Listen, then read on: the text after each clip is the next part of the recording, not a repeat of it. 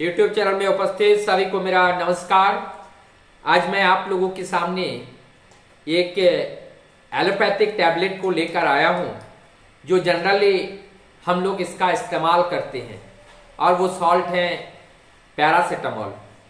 साधारणतः हम लोग जानते हैं ये पैरासीटामोल अलग अलग कंपनीज की अलग अलग रैपर, अलग अलग कलर ये मिलते हैं।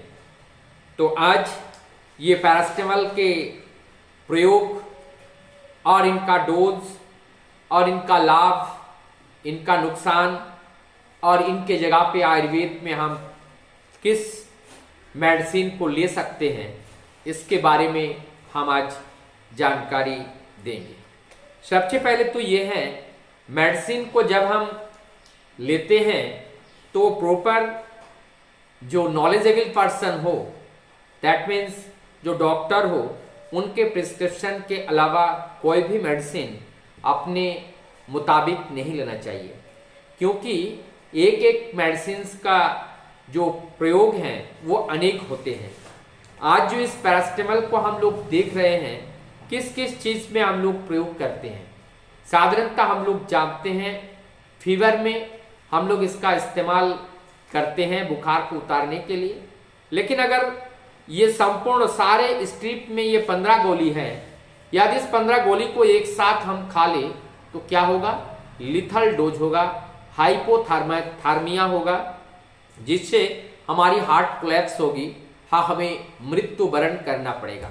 एक ही मेडिसिन है, अगर हम एक गोली ले रहे हैं तो हम स्वस्थ हो रहे हैं, बिस्तर से उठकर हम कार्य करने के लायक बन जा रहे हैं। और एक दूसरा पक्ष है जहां पर हम सारी मेडिसिन एक साथ लेकर के लिथल डोज बना करके हम अपने शरीर को एक कंप्लीट रूप से उनको फिजिकली डेथ कर रहे हैं। तो इस चीज को हमें समझना होगा। आज वायरल फीवर बहुत तेज होते हैं, 103 104 होते हैं। यहां पर पैरासीटामोल की डोज नॉर्मल फीवर से थोड़ा ज्यादा होता है। साधारणतः हमारे भारतवर्ष में जो बॉडी वेट माना जाता है, स्टैंडर्ड 50 kg, मोस्टली 50 kg मान करके हम लोग मेडिसिन के ये डायग्नोसिस किया जाता है। अगर 50 kg बॉडी वेट के हिसाब से अगर देखते हैं तो यहाँ पर अगर 50 से 60 किलो भी है तब भी हम 50 kg स्टैंडर्ड मान करके हम इसको मेडिसिन देंगे। लेकिन अगर 60 से अबव अगर हो जाए तो जो 10 kg का जो रिलैक्सेशन यहाँ पे हम रख सकते हैं, लेकिन उससे ज्यादा जब होते हैं तब जाकर के हम इस डोज को बढ़ाना पड़ता है, नहीं तो वो ज्यादा इफेक्टिव साबित नहीं होते हैं। तो यहाँ पे 10 kg पर डोज, और ये TDS में या QID में भी देते हैं। अगर ज्यादा वायरल प्रॉब्लम्स हैं तो QID प्रीफर किया जाता है, और अगर नॉर्मल फीवर है तो उसको TID दिया जाता है, TDS दिया जाता है। तो इसमें 10 mg पर kg बॉडी वेट के हिसाब से दिए जाते हैं, अर्थात 50 किलो के हैं तो 10 mg, तो यानी कि 500 mg एक बार में दिया जाएगा। तो उस हिसाब से हम देंगे, 3 बार देना है या 4 बार देना है। तो ये तो गया PCM के बारे में। अगर हम PCM को हम ऐसे एक पेशेंट को दे रहे हैं जिस पेशेंट का लीवर ऑलरेडी डैमेज है और लीवर की इन्फेक्शन के वजह से ये फीवर आ रही है, क्योंकि फीवर ये पायरक्सिन नामक एक टॉक्सिन बॉडी में क्रिएट होते हैं डिफरेंट सोर्स के माध्यम से, और उसी से ये फीवर उत्पन्न होता है। तो उससे जो पायरक्सिन नामक जो टॉक्सिन है उसको रिड्यूस करने के लिए पैरासीटामोल डोज लेने की आवश्यकता होती है। तो नॉर्मल डोज हो गया 500 mg। लेकिन हम कोई बच्चे का जब हम ट्रीटमेंट करते हैं, 1 साल का बच्चा है और वो 1 साल का बच्चा और वो 8 से 9 kg से ज्यादा नहीं होते हैं, तो अगर इसे हम देखें तो 80 mg, लेकिन ये 80 mg से यहाँ फीवर उतारता नहीं है। तो ये बच्चे के लिए यहाँ पर पर kg बॉडी वेट जो प्रैक्टिस में ये देखा जाता है 20 mg पर kg बॉडी वेट के हिसाब से अगर दी जाए तो वहां पर इनके लिए ये सक्सेस होते हैं। और इस डोज को निर्धारित किया गया कि इस डोज में 20 mg पर डेज के हिसाब से पर kg के हिसाब से अगर बच्चों के केस में अगर देते हैं तो यहाँ फीवर उतरने में आसान होता है।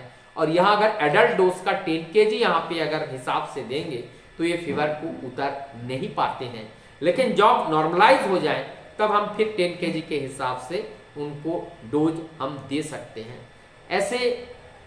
और इस पैरास्टामोल को हम बहुत ज़्यादा इस्तेमाल करने से क्या क्या साइड इफेक्ट हो सकते हैं, बहुत लंबे समय तक इसको इस्तेमाल करने से हमारे लीवर में कमियां आती हैं, लीवर के लिए ये टॉक्सिक है, लेकिन इसीलिए इसको बहुत ज़्यादा में प्रयोग नहीं करते हैं।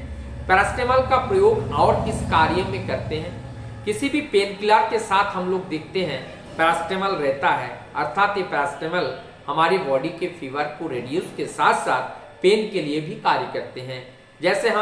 जैसे हम देखते हैं बहुत सारे मेडिसिन हैं जिसमें पैरास्टामोल कॉम्बिनेशन में है, जो पेन के लिए इस्तेमाल साधारणतः लोग करते हैं। तो ये पैरास्टामोल की अनेकों प्रयोग हमारे हैं जीवन में है, इसमें लाभ भी है नुकसान भी है।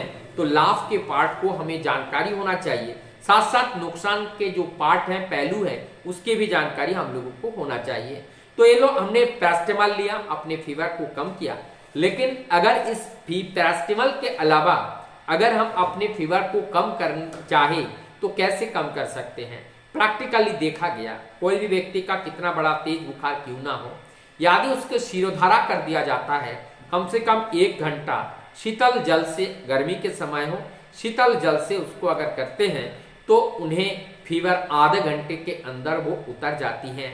और यदि हम महासुदर्शन ले लें या गिलोय ले लें, इनका अगर 1000 mg के हिसाब से पहले फीवर को उतारने के लिए अगर हम लेते हैं तो इसमें भी हमें फीवर को उतार देती हैं, लेकिन ये थोड़ा सा टाइम टेकन प्रोसेस टाइम लेती हैं, लेकिन ये निश्चित रूप से उतार देती हैं। इसी प्रकार से हम सूंठी का इस्तेमाल करते हैं, काली मिर्च का इस्तेमाल करते हैं, पिपली का इस्तेमाल करते हैं, उसके बाद कालमेघ का इस्तेमाल करते हैं और उसमें पारिजात हरसिंगार का प्रयोग करते हैं। ऐसे बहुत सारे जो हमारे फीवर के लिए एक पैरास्टामोल की जगह इस आयुर्वेद के मेडिसिन को हम लोग प्रयोग में लाते हैं, जिससे हमारा पुराना से पुराने जो फीवर है वो फीवर इसी से ही वो उतर जाती हैं। तो ये था कुछ पैरास्टामोल के प्रयोग के बारे में, लेकिन मैं यही कहना चाहूँगा कि मेडिसिन कोई भी हो उनका सही जानकारी के बिना उनका इस्तेमाल ना करें, क्योंकि ये जीवन बहुमूल्य है। मैं आशा करता हूँ आप लोगों को अच्छा लगा होगा।